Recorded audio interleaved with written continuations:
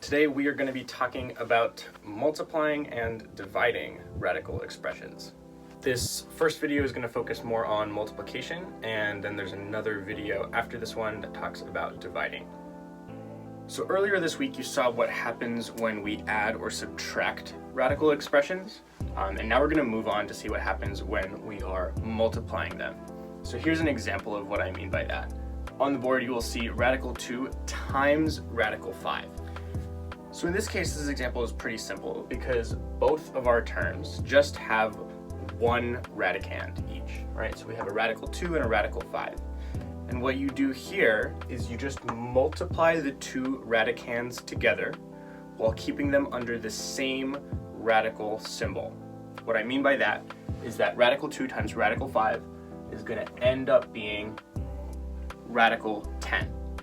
So multiply the two radicands together, 2 times 5, and end up with the product under one radical symbol. And so that's what we do when both of the things we're multiplying together involve some sort of radical. So that's different than an example like this, where you'll see 2 times radical 5. So we have a radical expression here, but this is just a whole number. This is just a 2. And so we don't do what we did here because we don't have two radical expressions. So in the interest of keeping things like in the simplest form possible, we say, well, this is a nice rational number, but this is not. So we just kind of preserve each of them. And what I mean by that is that 2 times radical 5 is just 2 radical 5. When we had two different radicals, okay, those are both radical expressions, they can multiply together. But when one is a radical expression and the other is a rational number, we just represent it like this. So we're going to keep those two ideas in mind when we think about how we're going to multiply these two terms down here, right? So both of these are radical expressions with whole number coefficients. We have 2 radical 3 and 3 radical 5. The way we're going to do this is we're going to remember, okay, we have two different radical expressions. What we saw was that we would multiply the two radicands together and keep the product under one radical symbol. So in this case, that means we're only talking about this radical 3 and this radical 5. So that's what each term has under the radical sign, and then each term also has a whole number coefficient. We have this 2 and this 3. And so how it's all going to come together is that you have the coefficients on the outside, both whole numbers coefficients, they can multiply. So 2 times 3 is just 6.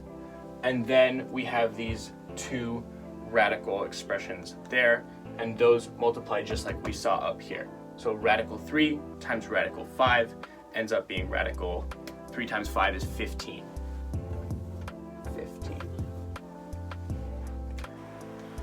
So just to recap one more time, both of these two expressions we're multiplying together here had rational number coefficients and a radical in them. And so what we did was we took the coefficients on the outside, 2 and 3, those multiplied together to get 6.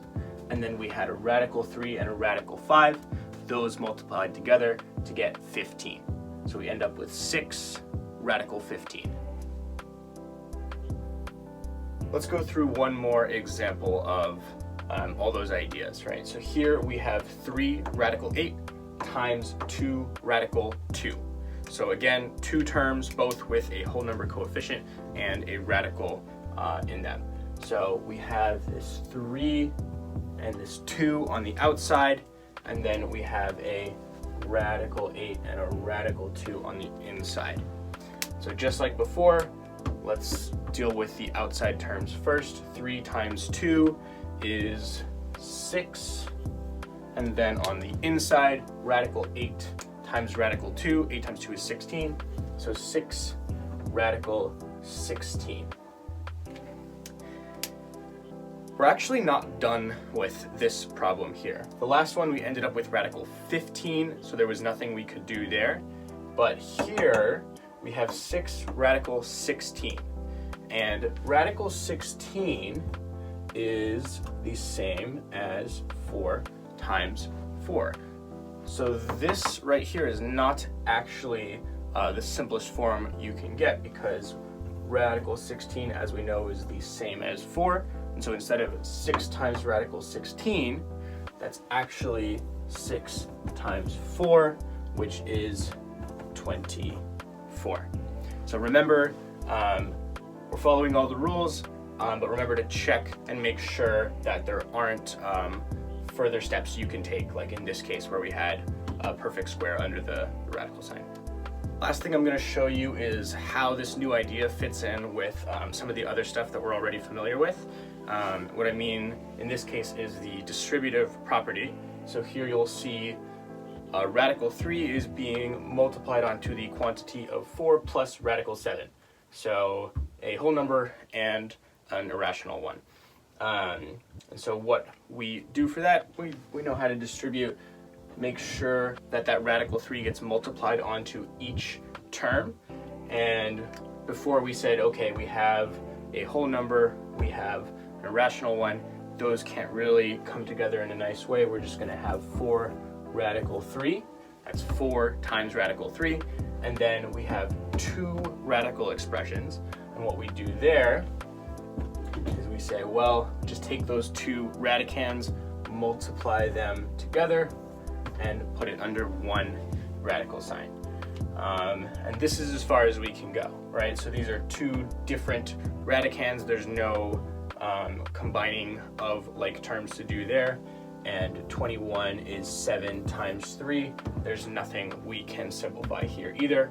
So this would be the furthest you can go with something like this. All right, that's it for multiplying. Remember to go check out the other video to see how we work with dividing radical expressions.